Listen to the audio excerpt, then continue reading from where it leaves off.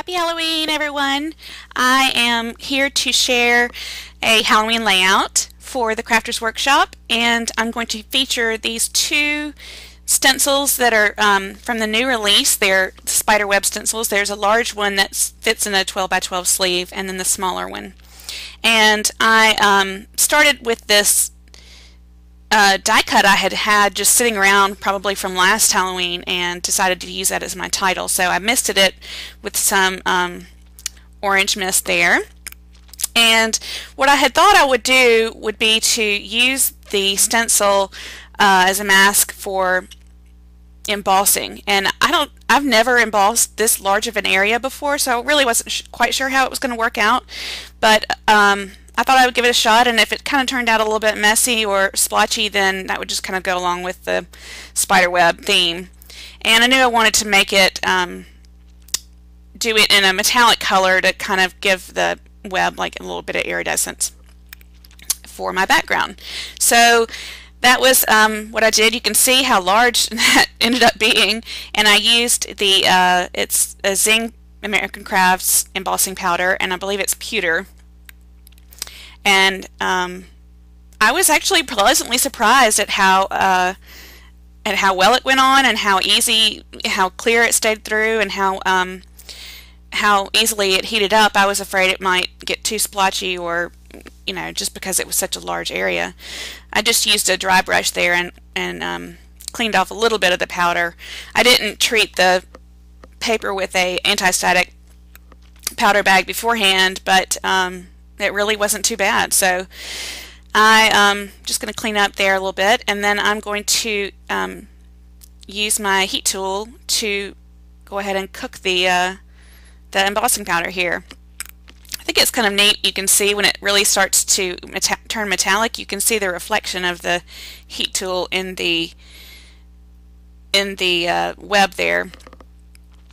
So I go ahead and heat all of that up, and like I said, this was for part of the background, and then I'm just going to use the smaller one too.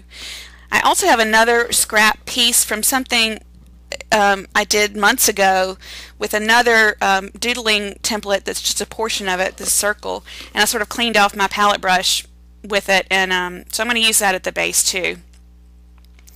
I did decide that that's the piece there I'm going to use on the right, just because it has the little repeating circles, and I thought it'd be neat to kind of break it up. And so I'm going to use some of this tracing paper that I just tear, and I'm going to put a couple layers underneath my photo. I wanted to add some layers, but not make it anything that wasn't too transparent. I wanted to be able to show the background through it and make it a little bit lighter because of the spider web, and kind of give it that feel. This is actually a photo from 3 years ago of my daughter, who was kind of dressed up as this vampire girl, and she wore it well. So I thought it was a funny picture to scrap.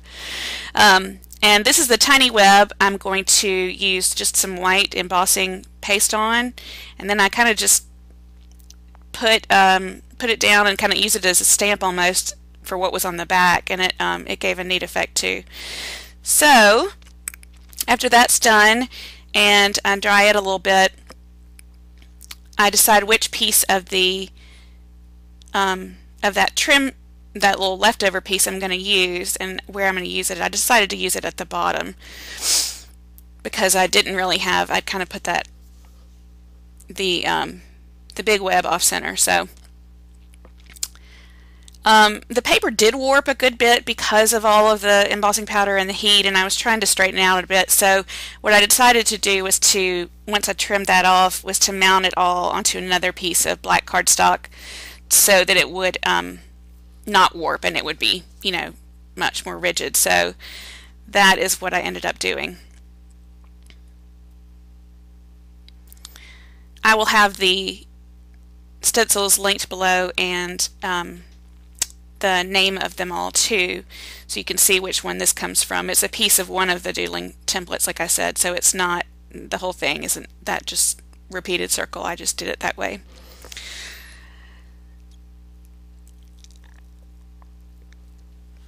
So I'm going to decide how everything fits together. I did decide to use that scrap that I had misted on it too, just to add a little bit more of that color off to the side, and kind of try to tie in the title and then her little pumpkin bag and then that orange on the side too.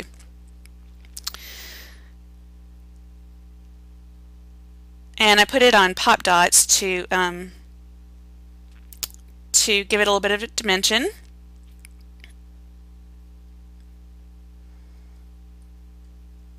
And then I decided to ink the edges of the tracing paper just to give it a little bit of definition and just to kind of grunge it up a bit.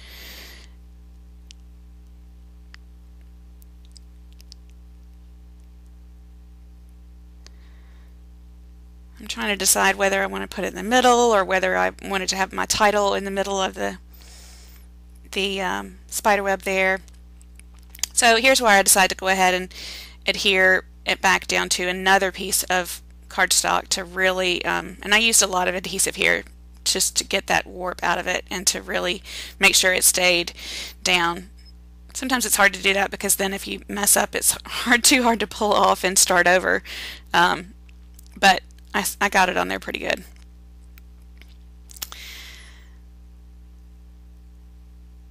Alright, now that that is done, I go ahead and decide to glue down my title, and I just use a zig glue pen and decided to put it right on top of that, the middle of the web, so that the little pumpkin would be over the middle.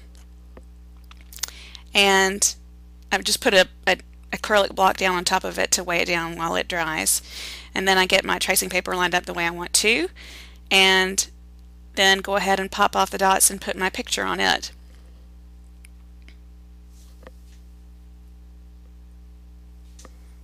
I used a lot of pop dots.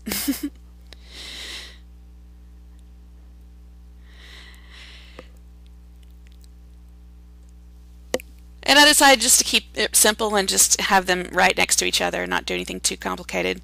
I did have this sheet of stickers from Pretty Little Studio that are fall based, and they had different little sayings, and I kind of planned to stick them in like they were coming out of the web in different places, and I just didn't like the way it looked. I really didn't want to mess with it too much. I just kind of liked that this was focused more on the background of the stencil and just that crazy look on my daughter's face. So I added some of the some ink splatters from the ink I used for the title, and once that dries, I'm going to use a Uniball pen to write my journaling, and I just write it over the bottom of the oh, you can't see, actually I went up over and stitched through the two pieces of the that little piece I used at the border and the main background, and then I stitched through the title too, and I just tied off the